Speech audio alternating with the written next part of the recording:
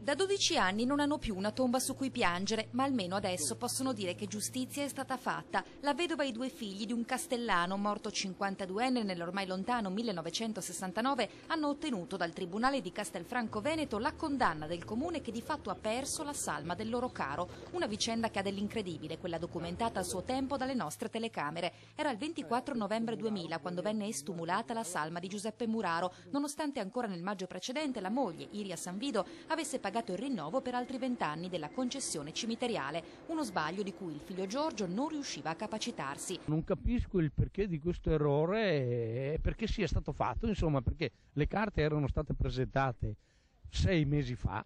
3 giorni dopo quell'erroneo scavo, gli uffici comunali assicurarono di avervi posto rimedio, spostando le spoglie dell'uomo dalla fossa comune a un nuovo loculo. Ma a quell'operazione i familiari non vennero invitati ad assistere, sicché restò in loro il dubbio sulla vera identità di quei resti, tanto da ottenerne nel 2003 la riesumazione e le analisi. Non credo che sia mio padre, speriamo che sia.